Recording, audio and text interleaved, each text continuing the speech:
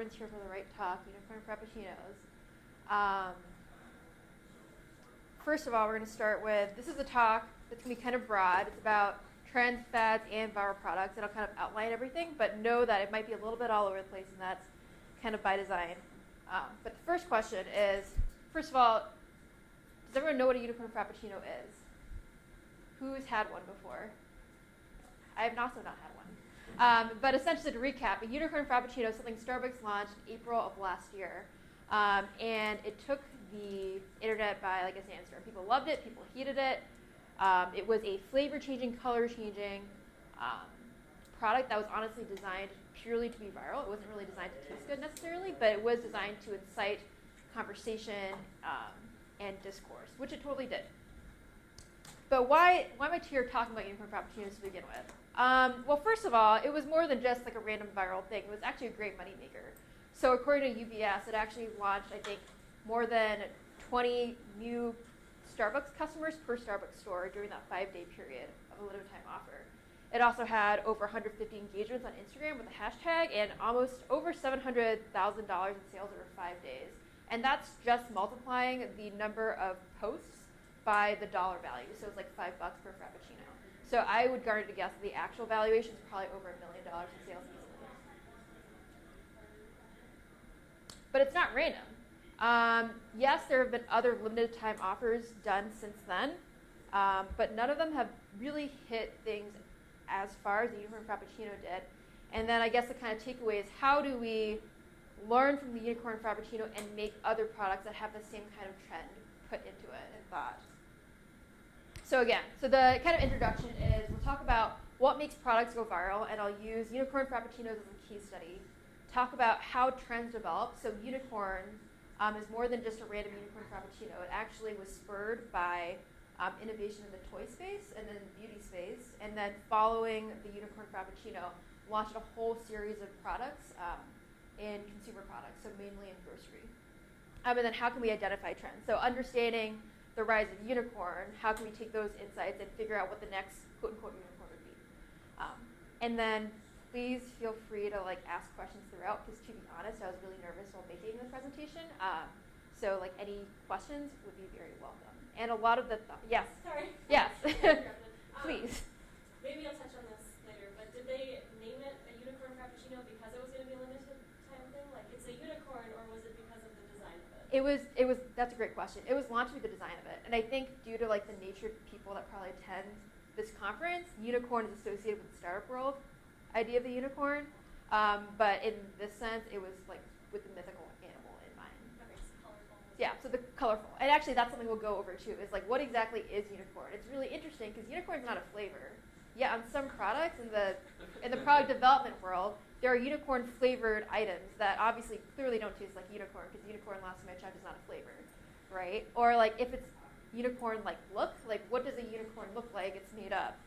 We've fictitiously made up this construct and made products themed off of that people seem to love without really understanding why it really exists. Yeah, so thank you for the question.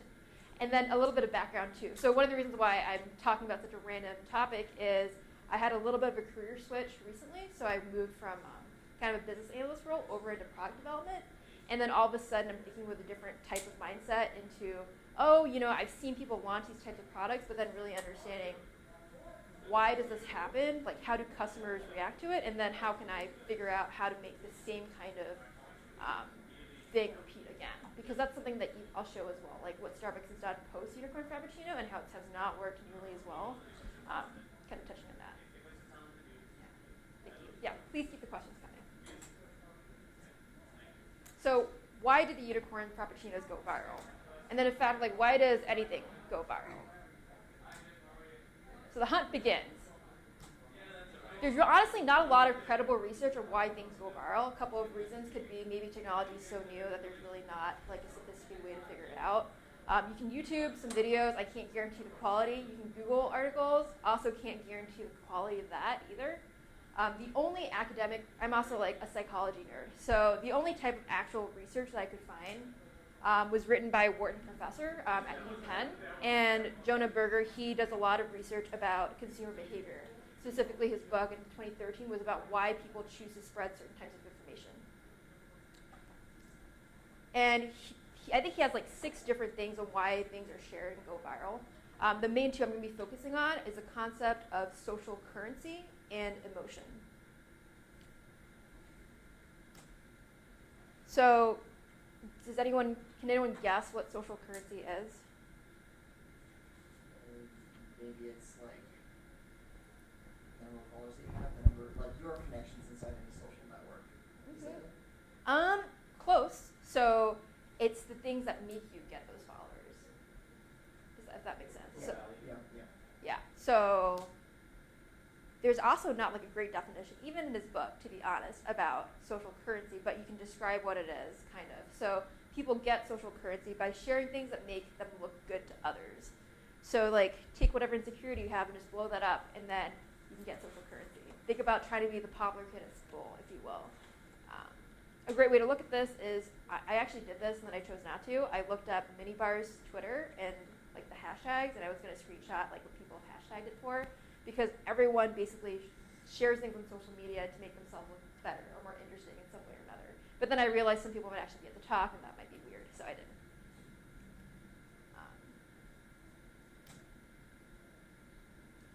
But it's like the idea that you don't just want to have like quality attributes or quality things, but you want the world to know it too. Otherwise, it didn't happen. And then calling myself out too. Like when you think about social media and what I like choose to post, again, like you can see, this is the most recent random ones, like cooking and drawing, right? Like I, whether it's conscious or not, am choosing specific pictures and items that make myself look better or portray myself in a certain way.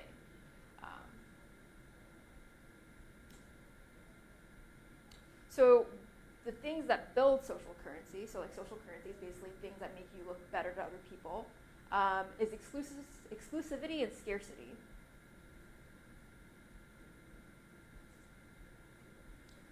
I was going to ask like a question, but I think I probably just have to show examples. So an example of like exclusivity could be something like a speakeasy bar that maybe no one else knows about, but you do, and then you feel kind of like the insider in the know when you choose to disclose that information to someone else. Or like a popular like exclusive thing is like a secret menu item. All right, or like Minneapolis hidden gems. So I actually had a friend who, has anyone heard Dots pretzels before? So there are these like, I think they're from South Dakota, but they're this like South Dakota pretzel company that makes like pretzels that are covered in butter, and apparently are delicious, but are very, very hard to find until recently.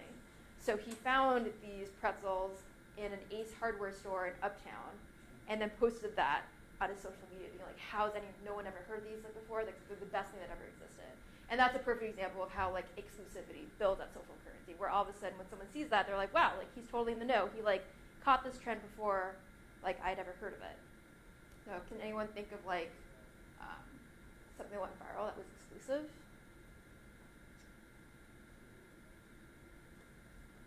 They'll come to me, but in like 10 minutes. Yeah, okay, well keep them coming in. So something I've like told everyone is, like, you see me prepare for this talk. It's a little bit all over the place, so I really, really am hoping for a really good discussion. Coachella would be a good example. Yeah. It's really hard to get those tickets, but if you go on Instagram this weekend, it's the only thing you're going to see. Oh my gosh, it's like God, I can't remember who it was, but they posted on social media, and they got all these celebrities to post on social media about this music festival, and they built up all this hype over it, and then people went, and it was like complete garbage. Like they barely had tents set up for people. There was like no food, and So you're saying we should do the same thing? also they built up the hype over this exclusivity, and that it was like a rare, like special event.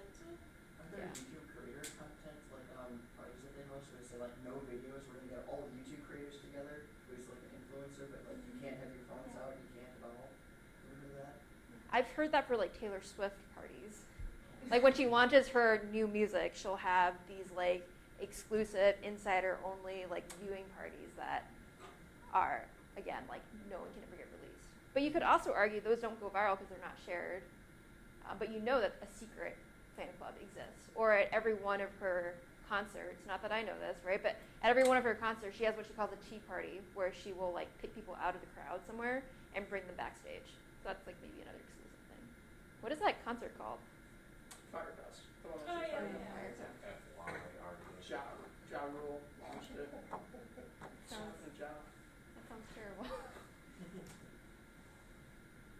And then another thing that makes something go viral is scarcity. So think like Black Friday, people fighting over half price off TVs, or basically anything that Apple ever launches has like a line out the door. Or this is like a favorite example too. I grew up in Bangkok in Thailand, and Krispy Kreme opened when I was in 5th grade. And people not only stood in line that literally wrapped the block twice around a shopping mall for these Krispy Kreme donuts, but people were scoffing donuts, like buying them and then uppricing it, probably like twice the price across the street.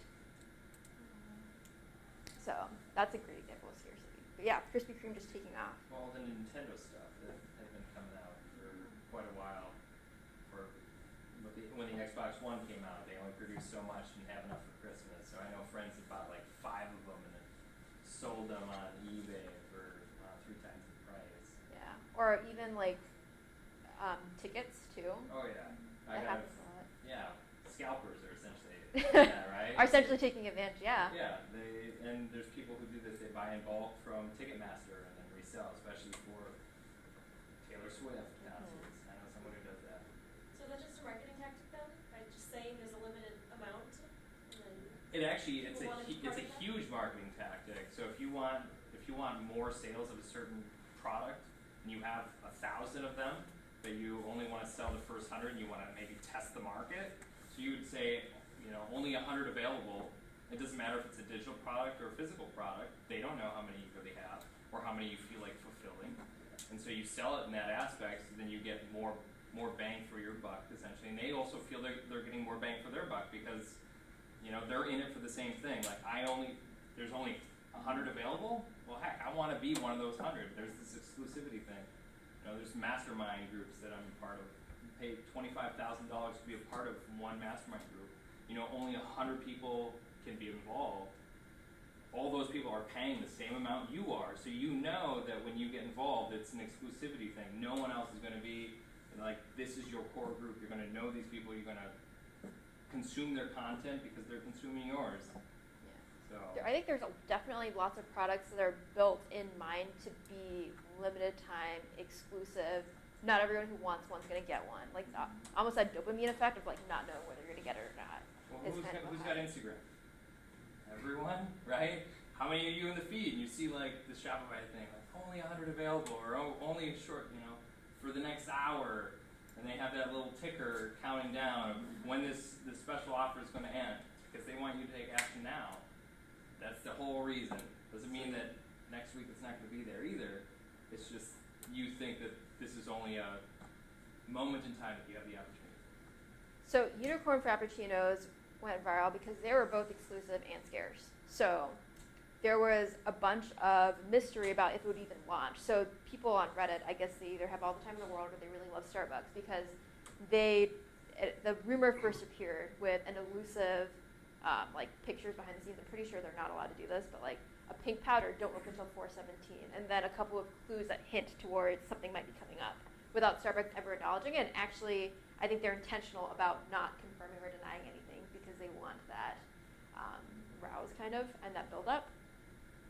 What could you argue is the marketing and not Mhm. the product itself? Yeah. Make something. Yeah, like the hype. Like how do you make that hype come about? And I think they probably honestly like intentionally, like I wouldn't be surprised if it came from up top, yeah, to like leak some stuff out. It's a brilliant ploy. Just like intentional leaking going Or on. put it out there, like have the do not open until this, or like Yeah. have a little memo that's in like a nondescript note that says don't share, this is confidential, knowing full well that one of the thousands of 16-year-old baristas is gonna go like, yeah, this is going on social media. This is going on my Well, it's Reddit. like iPhone leaks, Yeah. right? It's leaked. No one else has it, but yeah. Someone Yeah. looked at it at a bar. Yeah, right. Exactly. And then scarcity. So you see this continually again and again. They're marketing their limited time offer. Well, it's only available for 5 days, or it's only available if you truly believe in the magical powers of the unicorn. Or this is my favorite too. This is actual print I got from their website. It's only here as fleeting as a rainbow. So all these cues make you. They actually, I think, intentionally made it so that it did run out. So within those 5 days, it ran out well before then. And then another thing that makes something go viral. So the first one is social currency. How do I make something that makes people feel better about themselves or makes themselves look good, either because it's scarce or exclusive. The second one is emotion. So again, based off of the research, the Wharton professor found that it's not that it didn't matter if something elicited positive or negative emotions. Positive things tend to be shared more so than negative, but for the most part, positive and negative, like things that carry these attributes, are both shared as long as they're high arousal. So does it excite awe or like amusement, anger, or anxiety? And with his research, he basically took all the New York Times articles for like the past 10 years, and you can see how many times it's been forwarded on or shared.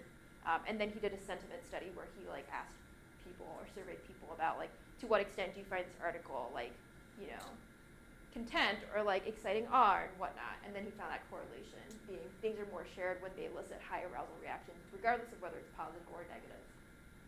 So some negative ones that went viral would be like New Coke and Szechuan sauce. Explain, please. So New Coke was very heavily marketed and then very, very unpopular, which got a lot of publicity. And then McDonald's did a promo of very limited time Szechuan sauce, which is an in-joke from Rick and Morty, which I don't watch, but apparently it's a thing. But they had such a limited supply that there were almost literally riots of people trying to get a hold of it. There were. So would you say it was positive? It Well, was it would be both, Yeah, because the positive people who or got it negative. were happy, the people who didn't get it or wanted it were angry, Yeah. right? So you're eliciting both. I think another, what's their barbecue sandwich, isn't that one like? The McRib. Yeah, the McRib, that's only out like for a short time, and then those mint ones. I think the McRib Shamrock is an shake. example of overuse, right? Because like I think like they do it so frequently. that Right. It's not getting. to high It's level. known now, It's right? just like it's scheduled. Right. Yeah. But it's interesting how there's like certain limited time releases that people are excited about every single year, like the Shamrock Shake or the pumpkin spice latte. People are, even though it's not like you know you can get it, it's not going to run out during that time frame.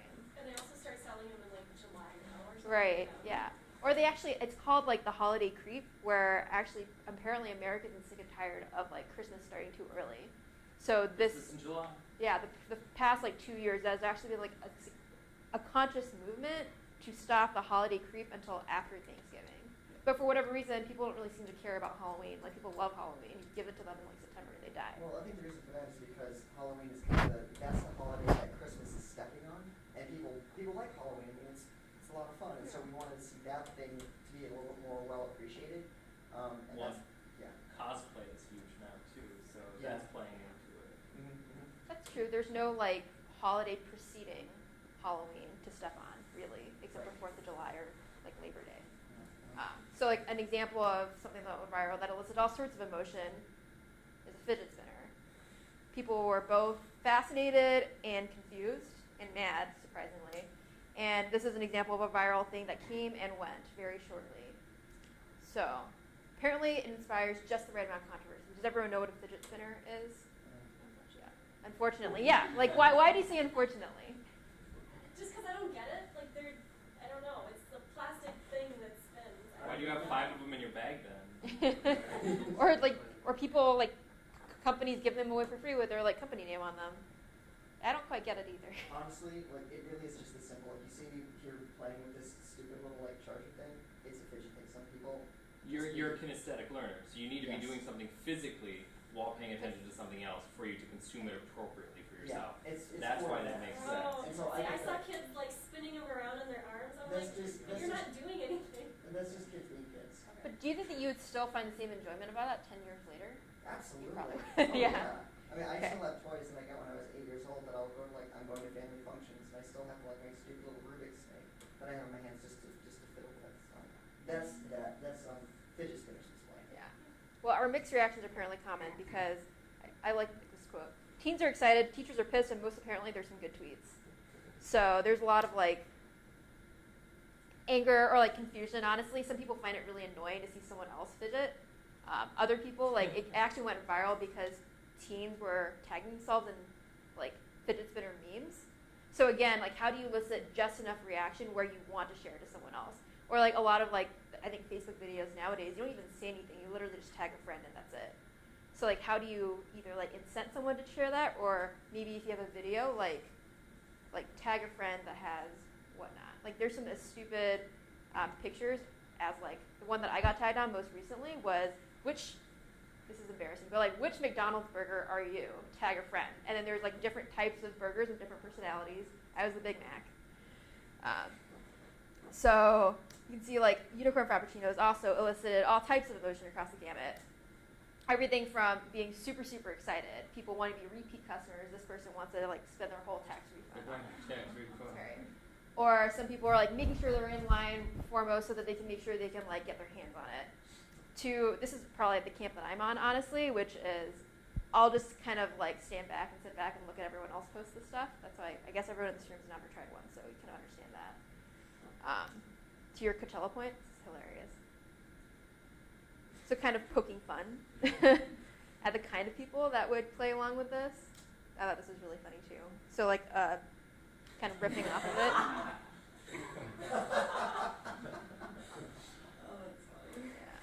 And then there's just some like really random responses too. Like a lot of videos titled like my response to the unicorn frappuccino with like actually no clickbait. Like there's no like visceral reaction. It's just literally like them with the frappuccino. So you have to watch it to see what they think about it.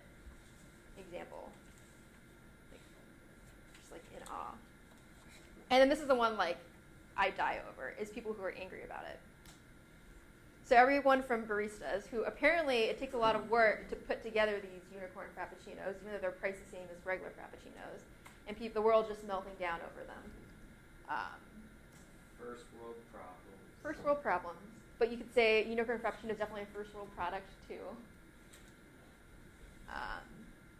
This is great.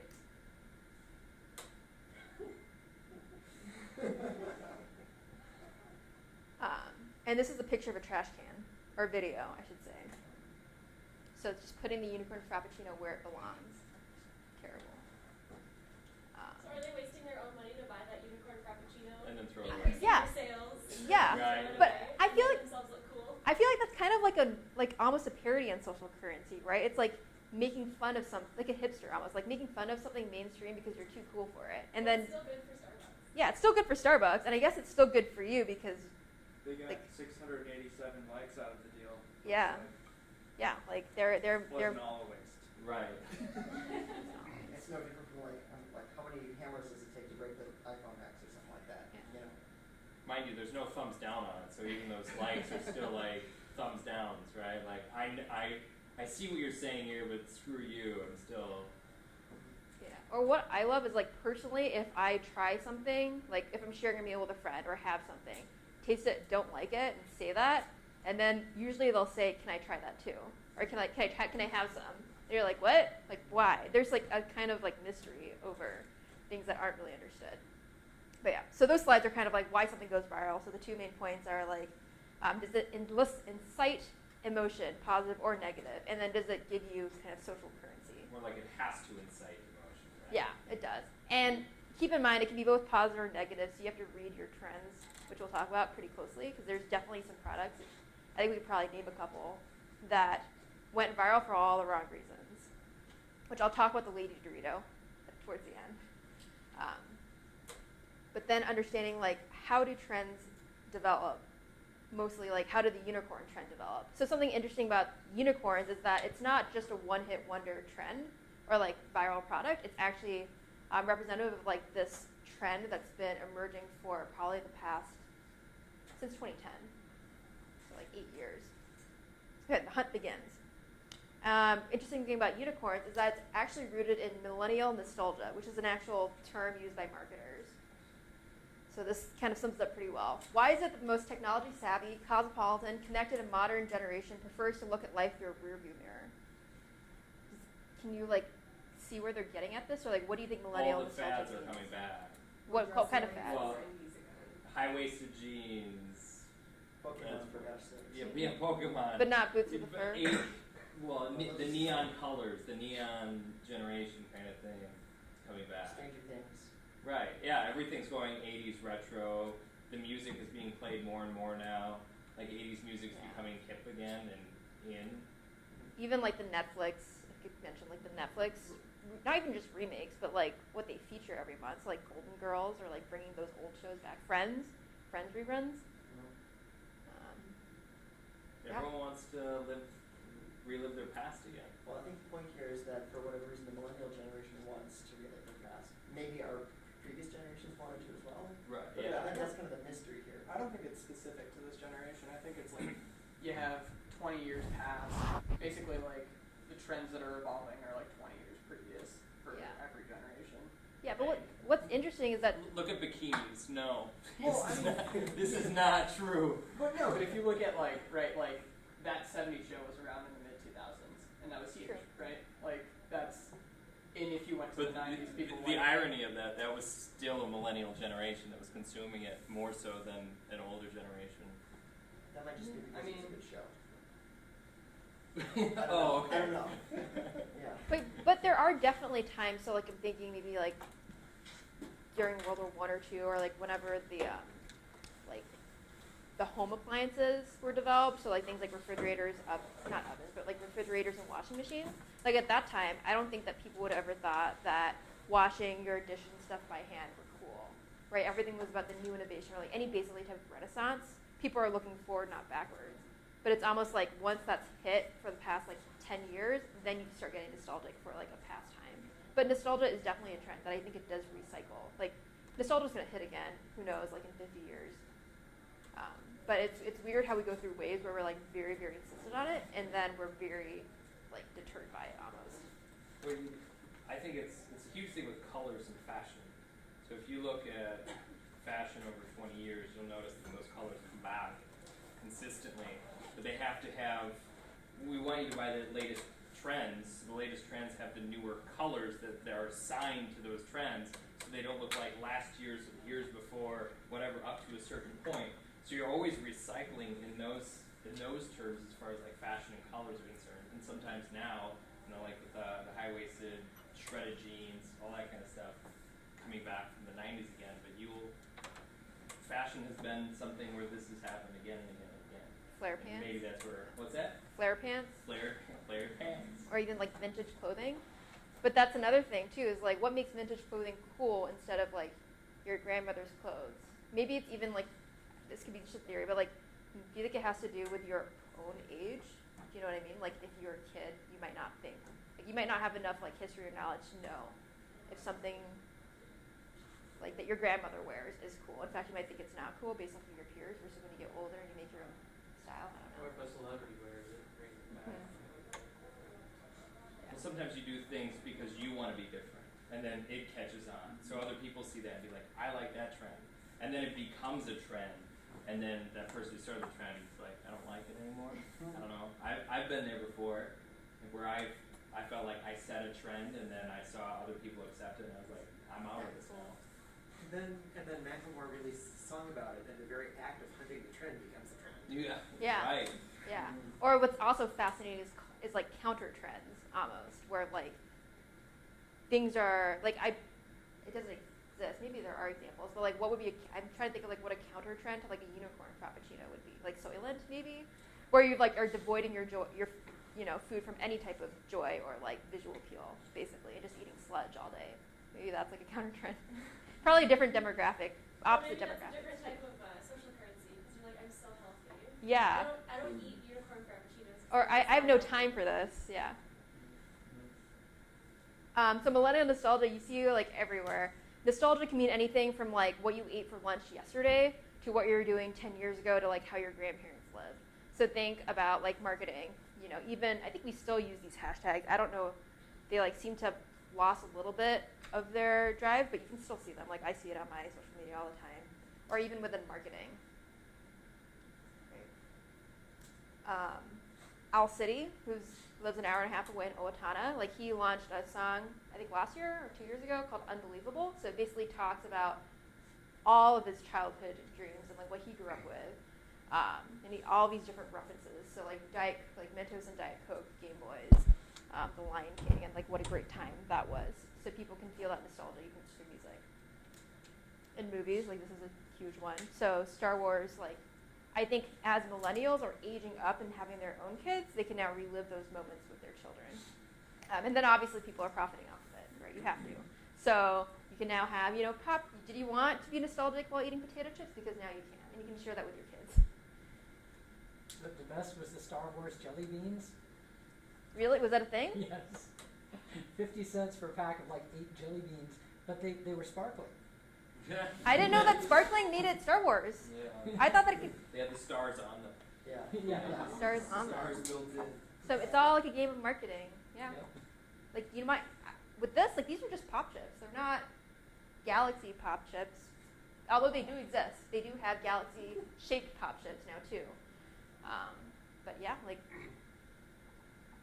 the jelly beans, are they recent? Yeah, I bought a pack like last weekend. Huh. So you're still buying into the trend of them. Yeah. So I was trying to bribe my son to go along and like do some errands, so it worked perfectly. It cost me 50 cents, and just because it had the Star Wars stuff on it, it turned was from being interesting. like nothing to being something kind of cool. So jelly beans aren't cool anymore. No. Good to know. I'm surprised they're not unicorn if they're sparkling. I have an example of sparkling jelly beans that are unicorn ones. That'd be But maybe the next thing. No, the next Now thing his son will be enjoying That it. is sun. That's true. The That's next true. thing you'll like buy it and it'll like be laser engraved with your name or something, and it'll be like, oh look, that one's mine. It has my name on it. Oh, I like it so much. Well, like the other day I saw on Shark Tank, they had like veggie stickers, so you can customize them, and like they didn't get like a buy or bid, but like you can like put stickers that are basically a type of gum, so it's edible, and then you put that on your banana and like eat it, or your apple for kids. Makes more fun. No, pass. But it's Put it on your licensed. computer and walk around. Yeah. And eat it later. And then nostalgia in TV, which we kind of brought up, like Stranger Things, This Is Us, or like Mad Men. It's funny because even those like memories that we didn't necessarily live through, right? Like Mad Men, like we probably didn't live through the Mad Men era, yet it brings us back to a nostalgic time. And this is also interesting. So these are like products that launched maybe 2 years ago, not even. So look at the Bounce. It actually says like vintage packaging with today's performance. So maybe 10 years ago, if you launched something like this, you'd be like, this is old school and like crappy. But for now, if you bring that up in a marketing meeting, all of a sudden it's like, yeah, like that's how we can get those young kids back into the stores, I guess. And then we see this all over like toys and games. So Oregon Trail, they made that into a card game last year. I don't think it did very well. I've heard it's like very boring. But yeah, it launched like last holiday, Pokemon Go. So kind of a remake. It launched on my birthday 2 years ago, and I didn't get much of a birthday because everyone was hunting Pokemon. And then Candy Crush, which it's not a nostalgic game, but if you look at like the images of it, it's not exactly made to look modern. If I say it like that, it kind of brings me back to like Tetris or like Neopets almost. And Terrible graphics. well, now it's cool though to have. But at the time, I thought it, like, I didn't think it It was. looked that bad. Yeah, it looks pretty bad. Or like in technology, like it's like mind-boggling how many like areas nostalgia plays in. So like, this is obviously not mine, but like your memories on Facebook or like Time Hop, or there's even I was like looking through all these apps. There's an app called Sundial that'll take you back to the music you were listening to.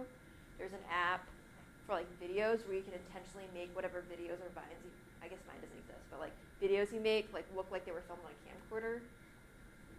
So if you are harkening back for old times, you can do everything for that. But then like, what about the unicorns? So kind of explain like how millennial nostalgia has become a trend, but then what about like unicorns? How does that play a role and how they overlap? So the pre-unicorn Frappuccino era, all of this is leading up to the unicorn Frappuccino. Unicorns were like a Greek myth, but it kind of boomed in the 1980s with toys. So think like My Little Pony and Lisa Frank. Again, when we think about all these like examples of millennial nostalgia and like the Oregon Trail, like this is just another gamut of it. So apparently people were obsessed. And then I didn't know this until I actually started digging into it, but they had a remake in That's 2010. your bedroom? Yeah, this is just me.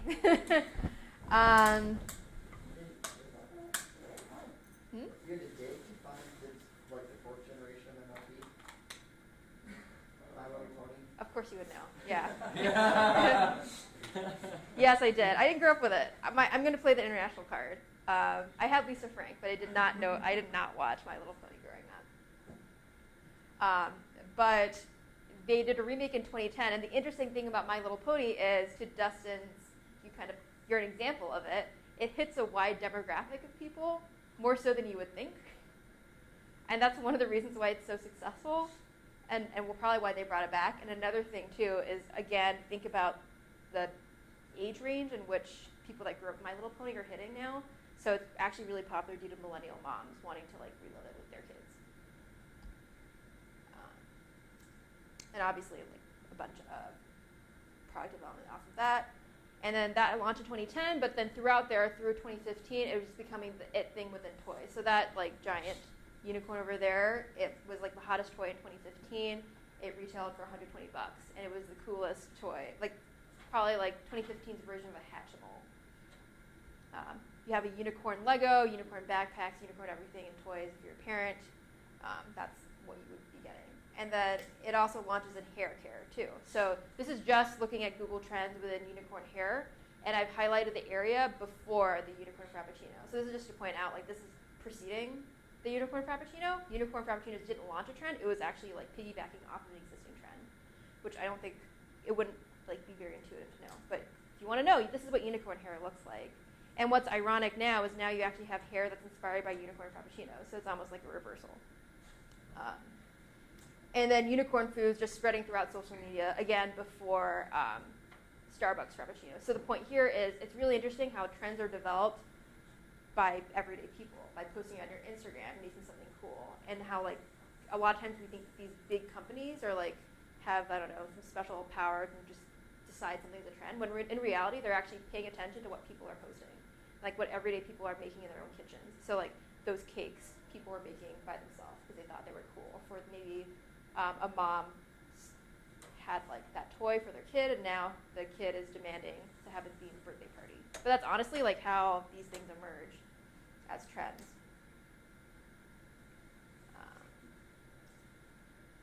And then in this giant spike of unicorn, we finally get the unicorn Frappuccino with all this lead up. So note the 2010, all these different types of products, and then the unicorn Frappuccino. And what's most interesting, and I think this is why I wanted to talk about it, is that red box, is that the unicorn Frappuccino the unicorn trend didn't die after that. In fact, it got even bigger. And compare that to like the fidget spinner, which came and went. And I think that's the difference between something viral and something that's a trend too, right? Is like you can actually make more products off of something that's identified as a trend, and that taps into, it is emotion, like nostalgia is an emotion, but like something bigger than just a viral product. So this is everything I'm going to show here is like stuff that's launched in the past 2 years. So you can now find unicorn every corner of your grocery store. If you want to make gains off of unicorn, you can now too. What's really funny is unicorn, again, they don't taste like anything. Protein powder doesn't even look like anything. So how are you going to make a unicorn, I don't even know if flavor is the right word, themed protein powder? I read the reviews, apparently it tastes like strawberry milk, which I guess is what unicorns taste like if they don't taste like cotton candy or jelly beans. And those are the sparkly jelly beans. Yeah. And then sometimes people take it a little too far. So there's unicorn grits, if you were curious. There's unicorn beauty, unicorn toys, and unicorn clothing. It's a sunscreen, and it's glittery, and it comes in different colors. Unicorn tears. That's a lip gloss. There's also unicorn poop cookies. I don't know what makes the hand cream unicorn scented. So that's also really interesting. It's like, it's all marketing, but like, how do you make something themed anything? Do you like visually cue it, which a lot of people do? Unicorns, you have to kind of visually cue it. I think other things lend themselves to a particular flavor. Yeah. Like whether or not it's flavor or just color, that depends on what it actually is. We just have these unicorns here. There are a lot of like soft pastels, and then maybe some bright popping colors. So are you convinced by the unicorn grits being unicorn themed? Where's the color? I think it's supposed to be a pastel pink, which is why it's unicorn. Oh, I think it's pushing it too far. yeah, I got trouble with that particular color range. That's why I can't see it. And then finally, unicorn cereal, which this is like probably my favorite example. So this is all this year's launches. Kellogg's launched unicorn Fruit Loops basically, and Lucky Charms now officially one of the 7 permanent marshmallows is now converted permanently to a magical unicorn. Do you know what it replaced? I think it's a yellow one, but I'm not sure. Okay. Yeah. But this is a great example of how they've taken an industry trend and revitalized it using current trends. So cereal sales have actually been down. Past 15 years, cereal sales have been down 30%. Can anyone guess why? The reason's actually really funny. It's because millennials don't like doing dishes. So in a world where you can now have single-serve yogurts, right, or you can have a protein bar on the go, this is too much work. You also have to have milk that's not expired, which is also a problem. So it's a 2-step process to prepare yourself for cereal. And it's Too much. It's too much work, and it's also not seen as healthy. But the one area that cereal has actually seen some success in has been throwback cereals, so the sugary cereals. And a primary reason for this is because people eat them beyond breakfast time, so they eat it as like a late night snack. And the expectation there isn't that they're healthy. It's also because it's nostalgic, like people grew up eating these things. And these are 2018 launches that General Mills has done. So like playing on that, if they can't win in like Wheaties cereal, they're going to basically give you sugar in a bowl because that's exactly what people wanted. So what are the reactions? This actually went viral itself. All sorts of reactions, both positive and negative. I'm not even going to read this, but it's hilarious. Can we stop pretending to buy this for children? Sugary breakfast cereal is your midnight snack and you know it. No marshmallows, not impressed.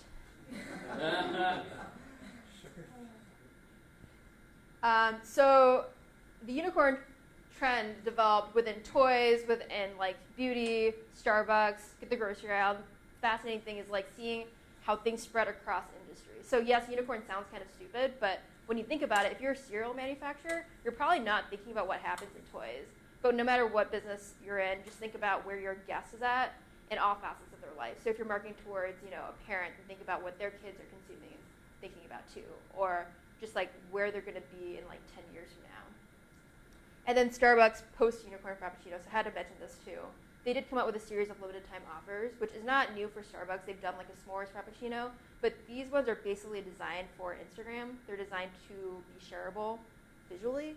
Let's see this too. The Christmas tree Frappuccino. This is last year. Most recently, I think they're available this weekend, is a crystal ball Frappuccino. Prom. It's like prom week for. I don't know why it's specifically in April, because it was this time last year too that the Crystal ball, when you see a crystal ball when you're going to dances. Isn't it This disco has ball? to be there. My little brother is prom this week. That's the only thing I can think of. Unfortunate weekend for it. Well, he lives in Atlanta, so he's perfectly fine. Yeah. It's like 70 there. When was Easter? April 1st. That was April 2nd. Mm-hmm. So Maybe I think they would have better luck if it was an Easter themed drink, but I basically just took all the hashtags, so like hashtag unicorn Frappuccino and graphed it out, and you can see that it just bombed. So it's actually pretty typical for the zombie and Christmas tree to not be great because people typically don't drink cold drinks during the winter months anyway. But the crystal ball success compared to the unicorn is just terrible. So why don't you think those perform nearly as well as the unicorn one did? Yeah. So I guess this is sort of an interesting idea that weather can actually play a role in consumption. Mm-hmm. So like this U table has been super cold. I think it could have an impact. I mean, maybe That's a true. slight one, but especially since it's a frozen drink. Here's something weird about frozen drinks. I really like shakes. Yeah. So I think I was at Smashburger or something like that, and I had like a coupon. I needed to myself over, so I was like, sure, give me a shake. It's in the middle of June anyway, I don't care. I asked them, do you guys sell a lot of shakes? They said, actually, we see shake consumptions like spike in the winter more so than the summer, at least at places like Smashburger. Maybe places closer to a lake, they'll see like nothing on a lake, in the winter. But it was weird that they actually said they had the reverse of what you'd expect. Yeah. Mm-hmm. Or something interesting too is like swimsuit season. So swimsuits in Minnesota actually take off in like February, when you wouldn't think so. Can you guess why? People are expecting the deals to be there. No, No, it's on It's its way. expectation and then spring break. it's because people are leaving. So they get their swimsuits here and then they leave for their vacation, whether it's spring break or like just because they need to get out of the cold. Gotcha. So speaking of unicorn poop, Yeah. did you squatty potty? Have You seen that video? Yeah, I was gonna put that in there. So Okay. that launched that was in 2015. But yeah. Pop culture. So the limited time offers didn't go nearly as viral because when you think about it, social currency, it's kind of a tired thing. Like none of it tops unicorn Frappuccino. None of them were in trend either. So like think about like a zombie, not really in trend anymore.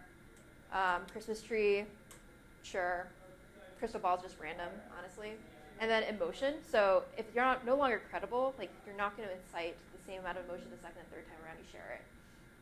And I think by sharing, you actually look less cool because now you're not in the know. You're just kind of a follower of a past fad. So given that, like, how can we identify trends and what is a trend to begin with? And this is honestly really, really difficult. And this is something that I've, like, as I've taken on like a new day job, I've struggled to find too because there's not a lot of really great research on what trends there are around there. Like I've tried looking through books. There are lots of articles on Google and like YouTube videos, but none of them are like scientifically backed or academic in any way. And then the best research I could find was like BCG, so Boston Consulting Group has a whole center for basically mining trends. And you can look at her TED Talk, but even in my opinion, even her TED Talk, it's 10 minutes long, was not very insightful. Like it was very, very broad, and I can basically sum it up in the next slide. So like her argument was basically that there's huge mega trends that you would be remiss not to like make bets on. So like predictability, things like, you know, artificial intelligence or like robotics, like these $1 trillion industries or like the aging population, which you know is going to happen regardless of anything, is a mega trend. And then there's other areas like consumer trends and industry trends, which consumer trends like millennial nostalgia could be one of those, or industry trends would be cereal. But there's no like real way to separate all of them out. Like I could argue that, you know, what's the difference between a social megatrend versus a consumer trend if consumers are basically like a reflection of social construct? I don't know. And then with trend theory, there's kind of a trend curve that some people use too, which I think is true to some extent when you're thinking about the adoption of a new innovation. But if you're thinking about big megatrend paradigm shifts, it's not really relevant. It's like robotics, like I guess there would be like early adopters and like an early majority, but things like an aging population is a trend that's going to happen regardless of where you fall on this curve. But what I can say is like the best trends are combinations of trends. So the example there would be like the cereal example, where you're actually like going beyond your industry to find these different trends and bring that back in. And then how do we identify trends? So this is like an art and a science. And if you guys have ideas, like chime in, because it would help me personally too. One is competition. So if you're looking at huge mega trends and you want to know where companies are investing their money and dollars in, a couple of resources. One, other than like doing just like general Googling, you can look at the patents. So look at what your competitors have filed patents for, and you can kind of catch early on trends that people are making their bets on. Crunchbase, you can see what people not only are acquiring, but also are investing in. So public companies will publicly like say the kind of small companies that they invested into. And sometimes those aren't publicly announced on like press release. So that would catch that there. And then Kickstarter, if you want to see like what random people are innovating within your current field, like that could be a way to get like an initial pulse. For consumer data, there's lots of paid resources for things, but if you're just curious by yourself and don't want to pay for things, Twitter, Facebook trending, YouTube trends, Snapchat, Discover, and Pinterest. Pinterest is a little difficult to navigate because there's not really a great sort function, but Facebook trending will have like a trending file. YouTube trends, you can actually use Google Trends and you can sort through, instead of using Google, you can make it YouTube and find your YouTube trends there too. And analytic tools, so you can basically take SEO search and like do it in reverse. So Google AdWords, Bing keywords. If you do like Facebook advertisements and like targeted advertisements or Twitter advertisements, you can try to like backtrack and see what people or your customers are looking at as well and riffing off of that. And then Buzzsumo is another version of like analytics that you could use. I think you have to pay for this one. There's also Alexa, which will show you like site traffic, so that's a pulse as well. And then there's a list that I don't really like, but I'm putting that up there anyway. So, the beginning of every year, people usually publish a bunch of trend reports, and you can tell that people tend to say the same things because people are using the same reporting. So like, if article comes out that says like the next 20 hot trends for 2018 are this, people are really unoriginal, so they'd usually just copy and paste the same content and make it in their own words, right? And they might reference that. So you have to kind of parse through the crap, because those 20 that people define might not actually be the 20 top trends. It might just be what another expert has said, and they just kind of go off of that. But yeah, trends are really, really subjective, and there's so many going in and out. There's so many that are counter to each other. You could say that like the unicorn frappuccino is a counter trend towards healthy eating. There's a trend towards everyday indulgence. Yeah, and with that, like, in the description for the talk, I mentioned Lady Doritos, and I felt like I'd be remiss to not actually mention it. Does anyone know what, like, has anyone heard of Lady Doritos? Yeah. Were those the chips that were supposed to be not crunchy because it's not ladylike to crunch? Correct. Yeah. And the bag was like quieter, so people didn't know Yep. you were like eating them. Yep. They didn't literally have a tampon. No, so these are all like memes of like what people have like ripped off before, right? But so this is all fake, like fake news, you would say. But something that's interesting is PepsiCo. So Frito-Lay, so Doritos is owned by PepsiCo. The CEO, who's a woman, since 2015, she's been talking about design thinking. So design thinking is the concept of how do we make minimum viable product? How do we get customer feedback to make this product the best we can? And it's pretty common in like product development to use that kind of mentality. And since 2015, she has like a podcast that's still live in like Harvard Business Review talking about design thinking in Doritos. And all she said was, we did some focus groups. People gave feedback, and they noticed that guys tend to eat Doritos differently than women. Guys tend to like chuck when you're done with the bag. You like kind of toss back everything, and women tend not to. And they also said, because like during these groups it's like very specific. They're like specifically like what pisses you off about like a Dorito. And women tended to say that like the cheese powder on their fingers annoys them. So in response, all she said was, given that, perhaps we should think about making products that are more suited towards what customers need. That's it. She didn't like suggest making one separate for women. She did suggest making one more convenient, like one that could be put in a purse. And to the crunchy point, like one that would be less distracting. But what's really interesting is since that launch in 2015, she's given several talks with like the same content in it. She gave one for Freakonomics, and then February 5th of this year, the podcast went viral after being out for like 3 years, and went viral, and people started like kind of the Bic pen. So like Bic created a pen that was just the same pen, a different color, and people just went crazy over it, saying like, you know what a Lady Dorito is? It's like a normal Dorito. Like I don't need someone to tell me how to like crunch.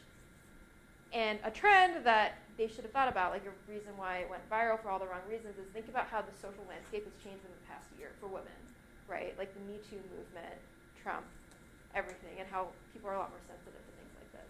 So, yeah, if you don't pay attention to trends, it can bite you in the butt. I think we're out of time. An idea for another place to know what companies are doing is to look for job postings that they're posting. So using their job postings as your competitive intelligence tool, right? So look and see where they're putting up. I was interested when Microsoft getting into Linux, like when they would start becoming interested in Linux and wanting to try to attack it and take over or whatever. So I used to look at Microsoft's job postings every week to see if they had any postings for Linux-related jobs or any skill sets that would fit that sort of world. And then when they started to hire people like that, they are going to start to do something like that. And now there's more Linux servers on Microsoft's cloud than Windows servers. I was like, that's insane. Yeah, for sure. Like sneaky ways to like see where companies are moving before it's publicly announced is cool. Yeah, good tip. Yeah. Anything else? Okay, cool. Thank you.